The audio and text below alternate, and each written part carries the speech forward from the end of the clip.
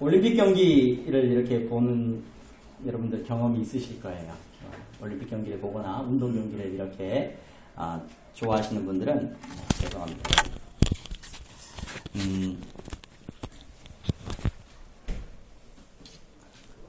올림픽 경기나 운동 경기를 이렇게 좋아하시는 분들은 중계를 통해서 그런 경기들을 자주 보실 겁니다. 근데 어떤 경기가 여러분 가장 보기가 힘이 드시던가요? 저는 운동 경기들을 보는 거 좋아하는데 마라톤 경기는 정말 보기가 힘이 들더라고요. 마라톤 경기는 올림픽의 꽃이라고 하지 않습니까? 올림픽 경기가 열리거나 그러면 가장 마지막에 피날레를 장식하는 운동 경기입니다. 그래서 모든 선수들이 출발점에 서가지고 딱 달리기를 시작하면 몇 시간 동안 달리는 것만 보여줘요.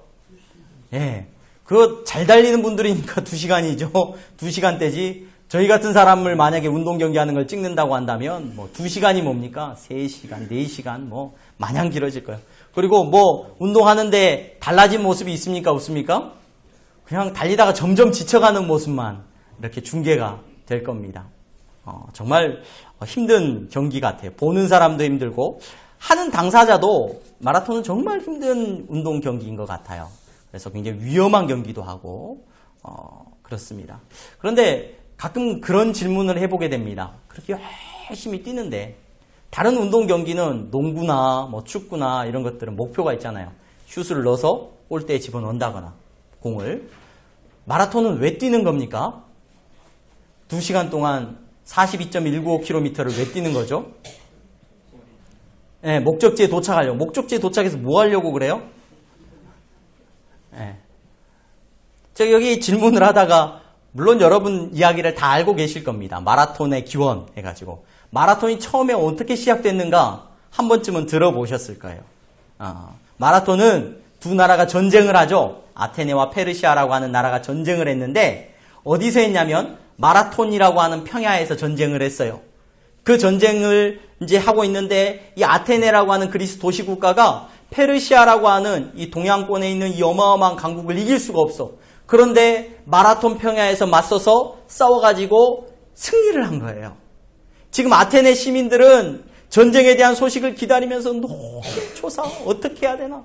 우리 적들의 포로가 되느니 뭐 자살을 해야 되냐? 아니면 집단으로 이 도시를 버리고 탈출을 해야 되느냐? 막 고민하고 염려하고 용사들을 보내놓고 정말로 걱정하고 있는데 이 마라톤 평야에서 전쟁을 이긴 거예요. 그래서 한 병사가 필리피데스라고 하는 병사였다고 그래요. 그 병사가 이 소식을 전쟁의 승리의 소식을 딱 이제 전달하기 위해서 메신저로 선택을 받아가지고 이제 달리는 거죠. 그 달렸던 거리가 약 한 40km 정도 된다고 합니다. 그 거리를 쉬지 않고 달려가지고 아테네에 도착을 해요. 그 도시에 도착을 해가지고 우리가 승리했습니다. 아테네 시민이요. 기뻐하십시오. 이렇게 외치고 어떻게 했습니까? 그 긴 거리를 쉬지 않고 달리면서 너무 아마 호흡이 가빴던지 그래서 쓰러져서 이제 죽게 되고 그것을 기념해서 이제 마라톤이라고 하는 경기가 생겼고 올림픽에서 채택이 되었다. 이런 얘기 한 번쯤은 들어보셨어요. 과거에 처음에 이것을 기념할 때 왜 뛴 거예요? 40km 되는 거를. 그 소식을 전달해야 하는 메신저이기 때문에 이 사람은 달려야 했던 거예요. 그렇죠? 끝까지 달려야 됐던 거예요.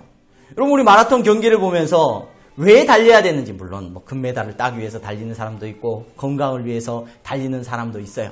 그런데 처음 이 마라톤이 시작될 때는 소식을 전달하기 위해서 달렸다는 것을 우리가 한 번쯤은 생각해 볼 필요가 있는 것 같습니다.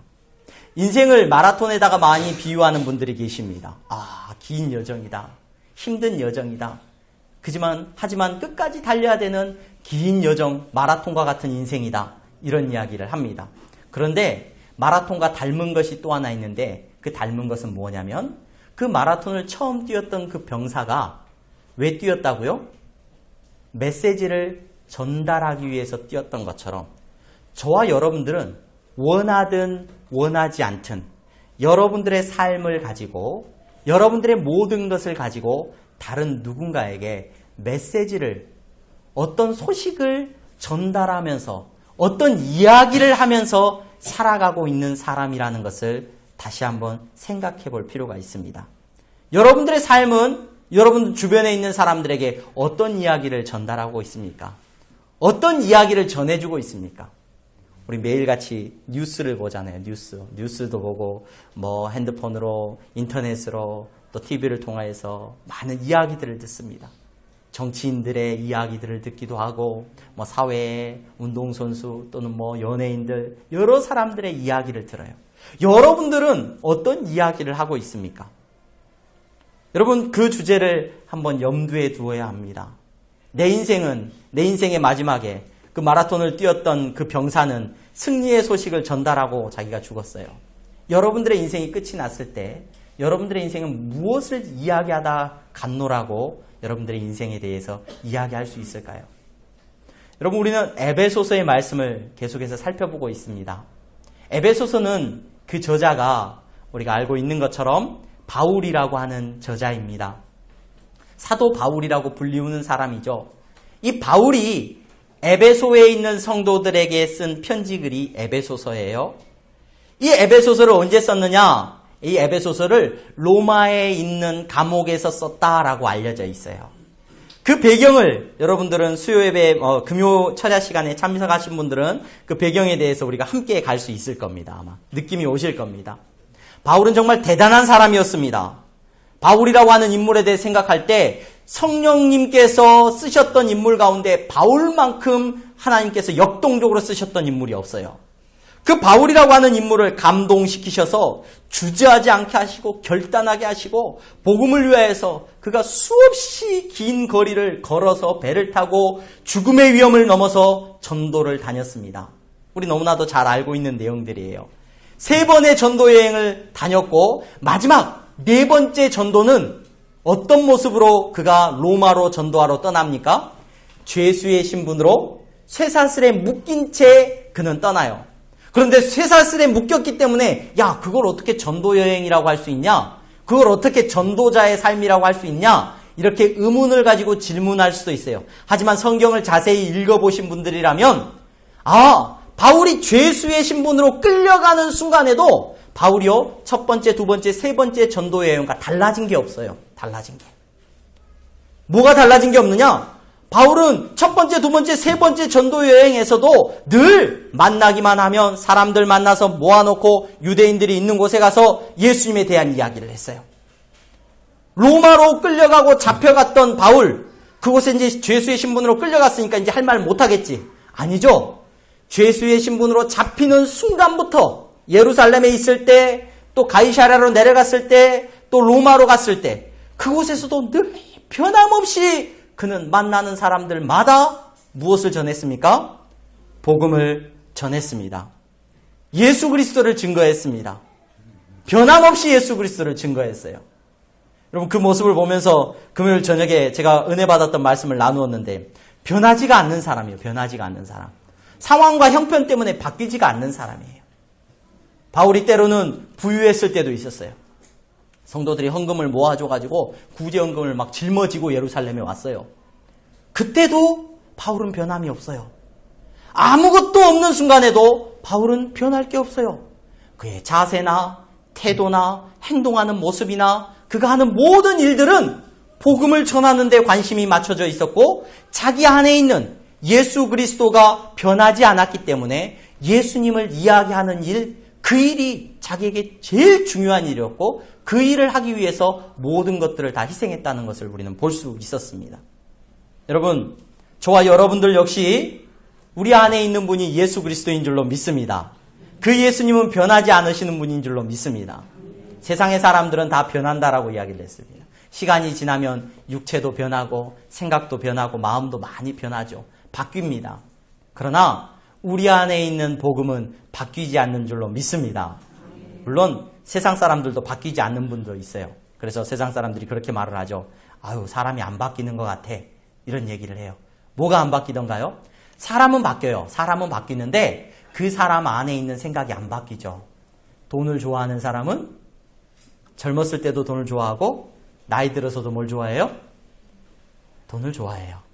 명예를 좋아하는 사람은 젊었을 때도 명예를 좋아하고 나이 들어서도 명예를 좋아해요. 여러분, 그건 안 바뀌는 것 같아요. 하지만 우리 안에 계시는 예수 그리스도, 이 자리에 계시는 저와 여러분, 예수님 안고 계시는 여러분들은 예수 그리스도가 변함없이 우리 삶의 주인 되시는 줄로 믿습니다. 그 메시지를 저와 여러분들은 품고 사는 사람들이에요. 바울은 그 메시지를 품고 살았어요. 그 메시지를. 자기의 평생 동안에 자기가 전해야 되는, 자기의 삶으로 전해야 되는 메시지가 뭐였느냐? 바로 예수 그리스도를 전하는 삶. 이것이 바울의 메시지였다는 것을 저와 여러분들이 기억하게 됩니다. 여러분, 그런데 이러한 바울의 모습을 보면서 좌절감이 들 때가 있어요. 어떤 좌절감이 드냐면 에베소서에 지금 우리가 읽은 본문의 내용을 보니까 기도 부탁을 하는 거란 말이에요. 여러분, 저를 위해서 기도해 주세요. 어떻게 기도해 주시냐면 내게 말씀을 주셔서 나로 입을 열어서 복음의 비밀을 담대히 전하게 하나님 해주시라고 이 바울을 위해서 그렇게 기도해 주시기 바랍니다. 이렇게 지금 부탁을 하고 기도 부탁을 하고 있는 내용을 우리가 읽었어요. 여러분, 이 내용을 읽으면서 목사인 저는 어떤 좌절감을 가지게 되냐면 이 바울이라고 하는 인물을 볼 때 느낌이 꼭 슈퍼맨을 보는 것 같아요. 슈퍼맨을 보면은 상처도 받지 않고 뭐 어떤 어려움이 와도 이겨내고 막 강하고 담대하고 막 두려워하지 않고 너무나도 어떻게 복음을 위해서 이 모든 것을 희생하고 이러한 삶을 살 수 있을까? 정말 대단하다. 그래서 기도 부탁을 해도 나 같으면은 정말 하나님께서 들어주신다고 하고 누가 기도해 준다고 한다면 내가 요즘 힘들어요. 막 이런 기도 부탁, 저런 기도 부탁 이렇게 기도 부탁을 할 것 같은데 이 사도 바울은 기도 부탁도 어떻게 하고 있어요? 나로 하여금 말씀을 주셔서 정말로 담대하게 복음을 전하는 그런 일을 감당하게 해달라고 기도해 주시기 바랍니다. 이렇게 말하면 좀 불경건할 수 있습니다만은 피도 눈물도 없는 사람 같아요. 이런 기도 부탁을 듣고 여러분 어떤 생각이 드십니까? 글로 이 편지가 쓰여져 있다 보니까 우리는 바울의 감정을 읽어내기가 어떤 감정을 가지고 이 글을 쓰고 있는지 읽어내기가 참 쉽지는 않은 것 같아요. 그런데 여러분 조금 주의해서 이 본문을 살펴보시면 바울의 감정과 바울의 생각이 묻어나는 것을 조금은 느낄 수가 있습니다. 말씀드렸다시피 에베소서는 바울이 자기의 네 번째 마지막 전도 여행이죠. 마지막 전도 여행이라고 우리가 붙였습니다만은 마지막 길을 걸어가면서 그가 감옥에서 자기의 앞길이 실제로 바울은 우리가 전승을 살펴보면 네로 왕제의 핍박 때 그가 순교를 당한 것으로 우리에게 알려져 있습니다. 언제 어떻게 될지 모르는 상황이에요. 그러한 상황에서 바울이 지금 편지를 쓰고 있는 거예요. 로마에서 에베소 교회 성도들에게 편지를 쓰고 있는 겁니다. 에베소서 전체가 기도문과 같은 형식을 가지고 있다라고 말을 해요. 에베소서 전체를 읽으면은 그가 기도하는 마음으로 성도들에게 권면할 때도 하나님 저들이 저렇게 살도록 이렇게 세워질 수 있도록 기도합니다라는 마음으로 아마 이 편지글을 적은 것 같다라고 많은 사람들이 이야기를 해요. 그 편지의 마지막에 자기를 위하여 기도를 부탁하는 두 구절의 오늘 구절을 우리가 함께 읽었는데 그 구절의 감정을 저와 여러분들이 조금 느낄 수 있었으면 좋겠습니다. 이 기도문은 어떻게 읽어야 맞냐면 여러분 저를 위한 기도 제목은 나를 위한 기도 제목은 뭐 이겁니다. 저희 아내가 그 전에 있던 교회 그 목사님들, 그 사모님들 모임이 있어요. 그 사모님들 모임이 있어서 기도문을 이제 일주일에 한 번씩 이제 기도문을 올려요. 우리 이번 주에는 향동교회를 위한 기도입니다. 해가지고 기도를 해요. 매주마다 이제 돌아가면서 이번 주는 어떤 교회를 위해 기도해 주시기 바랍니다 하고 기도문이 올라오는데 저한테 물어볼 때가 있어요. 무슨 기도문을 올려야 될까요? 그러면 알아서 올리세요. 제가 그냥 귀찮아서 이렇게 올리세요. 그러면 이제 어떻게 올리는지는 제가 잘 모르겠는데 그냥 올리더라고요. 네, 마치 바울이 여러분 기도 부탁 뭐 기도할 거 있으세요? 그러면 기도 뭐 그냥 이렇게 기도해 주세요. 뭐 건강 주시고, 그냥 잘 살게 해주시고, 가정의 평안함을 주시고, 그냥 이렇게 기도하는 것처럼 오늘 우리가 읽은 본문을 읽으면 절대로 이 본문을 제대로 이해하는 게 아니에요.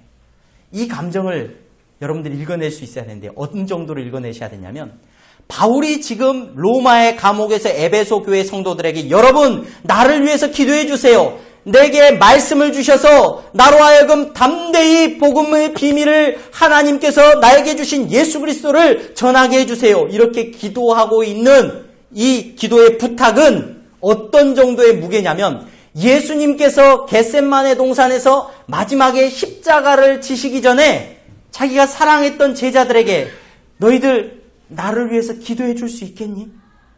내가 지금 이 십자가의 길을 걸어가야 되는데 나를 위해서 기도 좀 해줄래? 라고 부탁을 하고 한편에 가셔서 예수님이 어떻게 기도를 하셨어요? 눈물을, 땀을, 피를 쏟으시면서 예수님이 하나님, 내가 이 길을 가야 되는데 하나님, 내가 십자가를 져야 되는데 저 원수들을 사랑해야 되는데 이게 안 돼요. 하나님, 나를 붙잡아 주세요. 그렇게 기도하고 절규하면서 기도했던 그 감정이 오늘 바울이 로마의 감옥에서 에베소 교회 성도들에게 기도를 부탁하고 있는 그와 같은 선상의 감정으로 여러분들이 읽어내셔야 된다.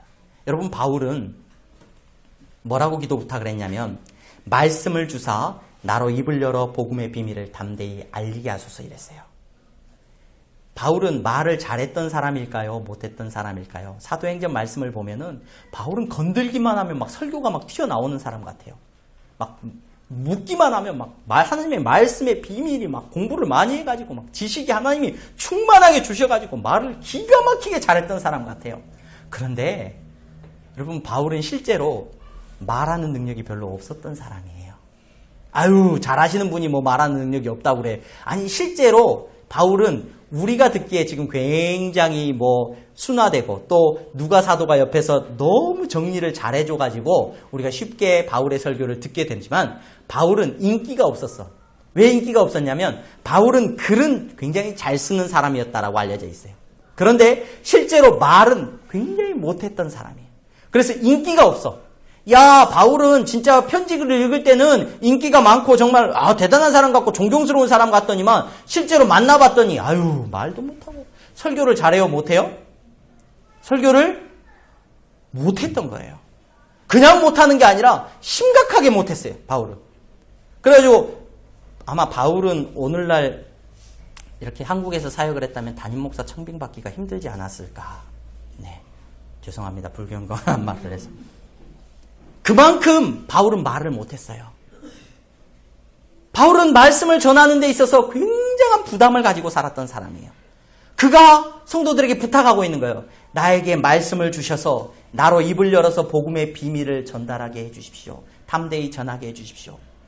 그는 말하는 능력도 없었을 뿐만 아니라 그는 말씀을 전하는 사람들이 여러분 제가 주일날 여러분에게 설교하는 것은 굉장히 정말 편하고 좋습니다. 왜냐하면 여러분들은 제가 설교를 하면 들으려고 귀를 열어놓고 계시거든요. 무슨 얘기를 하는가 귀를 열고 들으려고 하셔. 물론 뭐 너무 피곤하셔서 가끔 한두 분이 이렇게 본의 아니게 귀를 닫으시는 분들도 계시긴 하지만 대부분의 성도들은 귀를 열고 들으려고 하셔요. 그렇기 때문에 들으려고 하는 여러분들에게는 메시지를 전하는 게 굉장히 쉬워요. 제가 설교나 어떤 강의나 이런 것들을 하면서 정말 힘들었던 경험이 2번 있거든요. 두 번이 뭐냐면 한 번은 그 명지대학교에서 그 명지대학교 학생들에게 성경 강의를 한 적이 있어요. 명지대학교는 성경 그 수업이 필수 과목으로 있을 거예요. 필수 교양으로 아마 있는 걸로 알아요. 근데 이제 그걸 예수님께 민창기 목사님 명지대 출신이셔가지고 거기 강의를 가시는데 목사님이 못 가신다고 저보고 대신하라 그래가지고 자격이 없는데 가가지고 강의를 했어요. 정말 힘들더라고요. 왜 힘드냐면 학생들이 이제 대학교 학생들이 앉아 있어요. 근데 그 학생들은 성경을 알아요, 몰라요? 몰라요. 모르는 건 괜찮아요. 관심이 있어요, 없어요? 관심 없어요. 3분의 1은 아예 시작하기 전에 자요. 3분의 1은 그냥 딴 공부하고 있어요.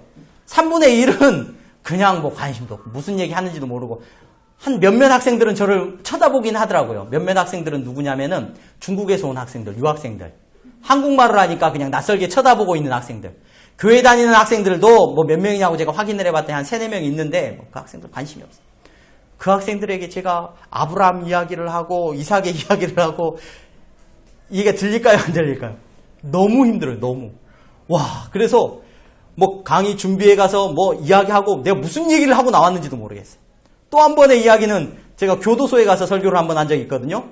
교도소가 아니라 거기는 뭐라고 부르죠? 학생들이 있는 그 소년원이라 그러나요?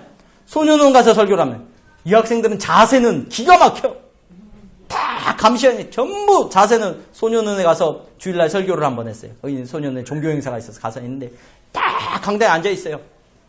설교는 하는데 저를 바라보는 보고는 있어. 눈은 뜨고는 있는데 반응이 없어. 아무 반응도 없고 어쩌다 반응이 나와요. 어떻게 반응이 나온 줄 아세요? 딱 거기서 정해준 반응이 나와요. 왜? 뭐 이상한 반응이 나와요. 뭐. 설교를 하는데 무서워가지고 뭐 반바지를 입고 있는데 반바지에 막 다 이 다리에 막 다 도화지야. 도화지 막. 반팔 입고 있는데 팔이 막 도화지예요. 도화지. 무슨 설교를 하는지도 모르겠고 제가 설교를 했는데 너무 힘들었어요. 너무 힘들어요. 제가 바울의 이야기를 하면서 왜 그 이야기를 여러분들에게 이야기를 하냐면 바울이 설교하고 바울이 복음을 전했던 대상자가 누구였냐면 들었던 사람들이 누구냐면 야 저에게 말씀을 들려주세요. 그런 사람이 있어요? 없어요? 없어요. 말 실수만 해봐. 말 실수만. 네 말이 맞는지 내 말이 맞는지 한번 붙어보자. 그런 사람들이 대부분이에요. 또 여러분 바울이 사람이 권위라는 게 있어가지고 인상의 후광효과라는 심리학적인 용어가 있어요. 그 말이 무슨 말이냐면 사람이 얼굴도 예쁘고 옷을 잘 입고 있고 외모가 좋으면 그 사람이 하는 말을 사람들이 들어요.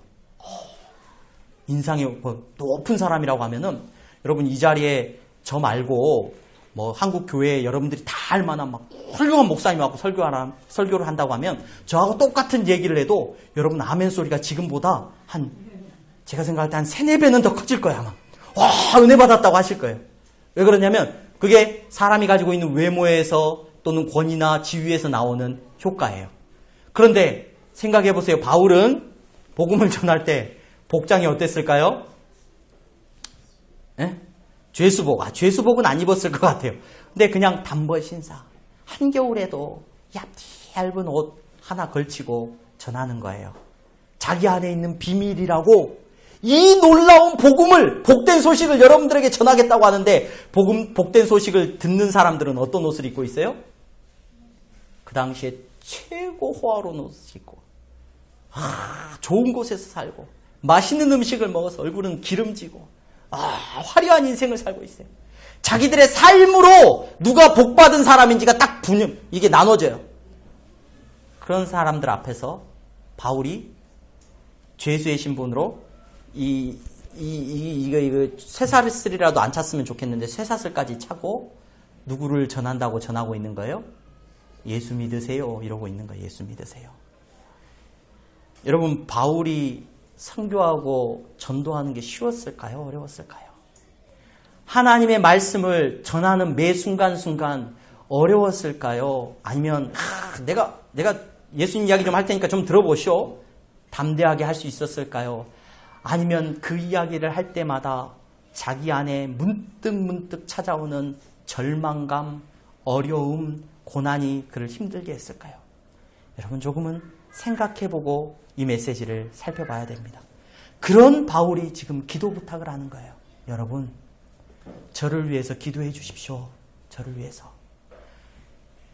나를 위해서 기도해 주는데 나에게 말씀을 주셔서 하나님께서 나로 하여금 저 사람들에게 복음의 비밀을 담대히 전할 수 있도록 나를 위해서 제발 기도해 주십시오.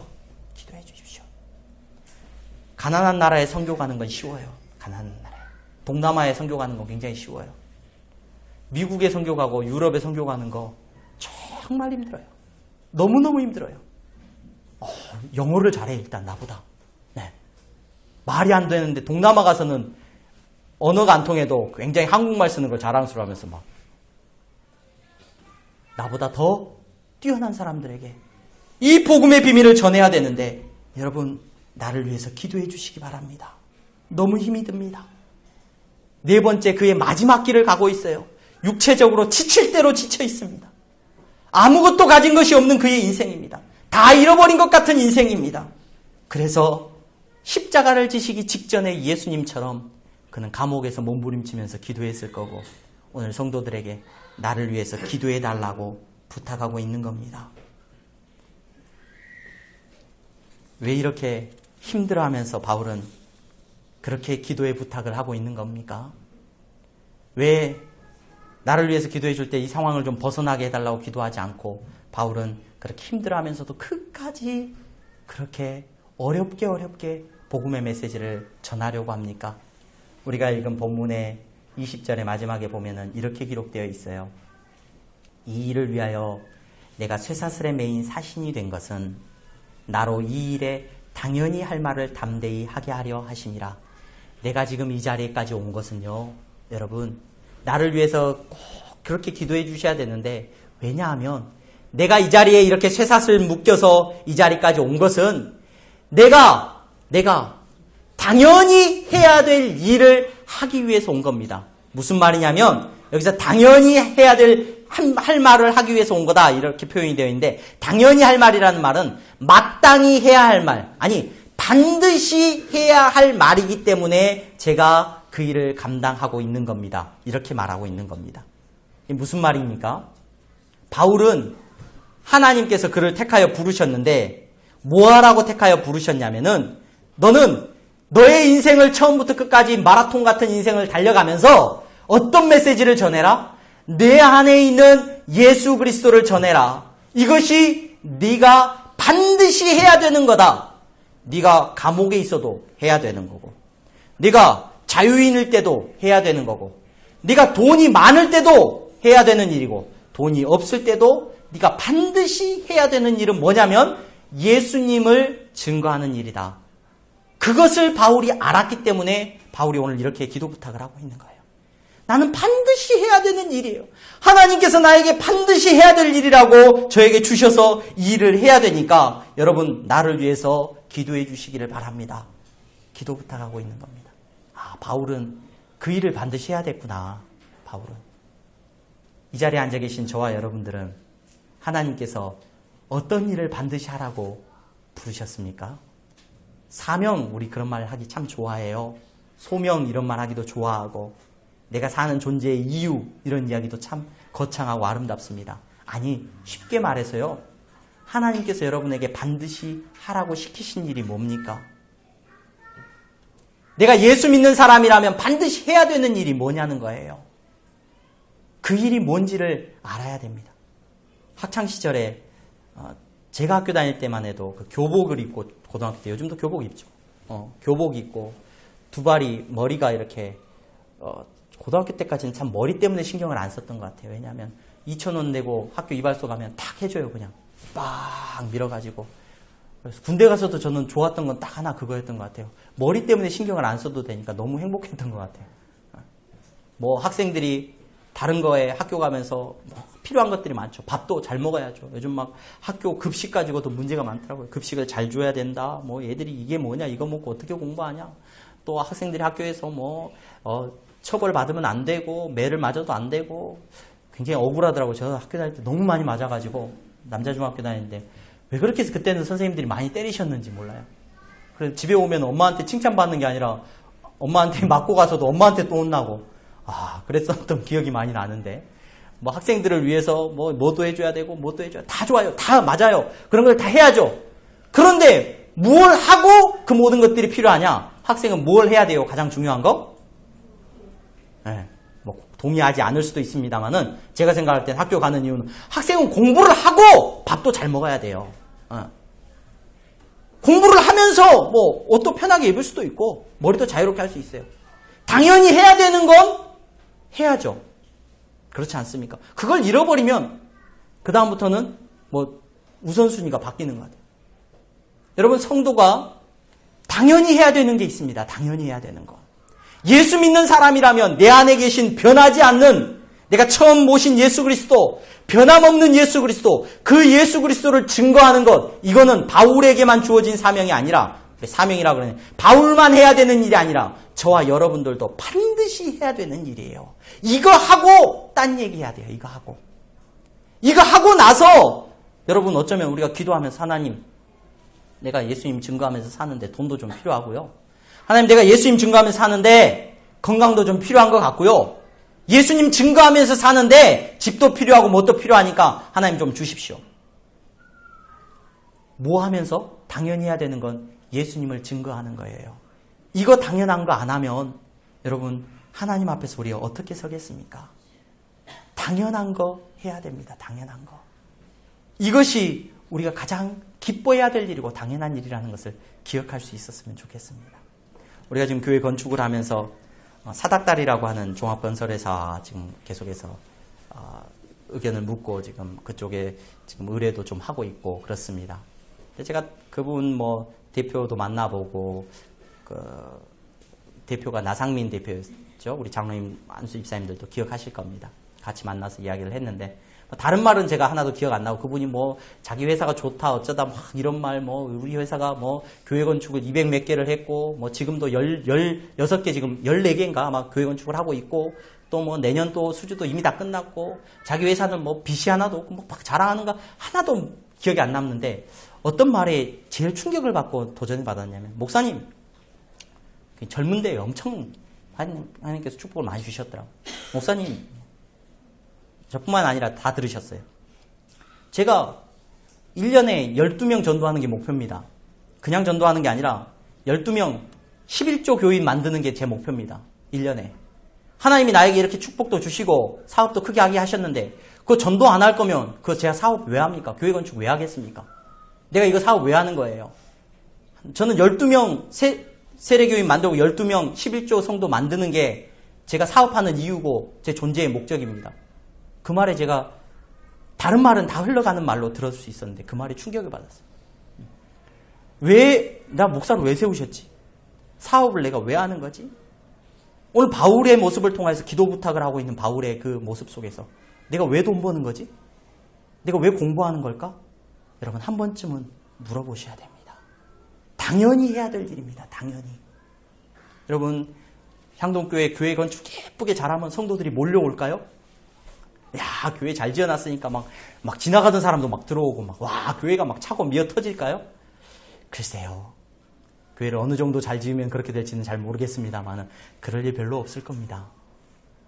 여러분 하나님의 나라가 이 땅 가운데 아름답게 세워지는 것은 복음을 전하는 여러분들을 통하여서 전해지는 거지 나는 전도 한 명도 1년 12달 내 평생 동안 전도해서 누군가에게 복음을 전하고 예수님 증거해서 그분이 신앙생활할 수 있도록 해본 적이 없는데 교회가 부흥할 수 있으리라고는 생각하시면 굉장히 어려운 생각입니다.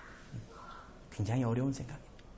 저와 여러분들이 당연히 해야 되는 이 사명을 감당할 수 있기를 바랍니다. 당연히 살리는 일 해야죠. 당연히 여러분 교회 다니는 것이 뭐 향동교회 데리고 와라 꼭 교회 채워라 이게 아니라 당연히 죽어가는 사람 살리라고 우리 살려주셨으니까 그 일을 당연한 일을 능히 감당할 수 있는 저와 여러분들이 될 수 있기를 바랍니다. 여러분들의 인생 마라톤 같은 인생입니다. 지치고 정말 땀나고 너무 힘든 인생이에요. 근데 여러분들의 모든 인생을 통하여서 바라기는 여러분 안에 있는 생명의 예수 그리스도가 증거될 수 있기를 주님의 이름으로 축원합니다. 기도하겠습니다.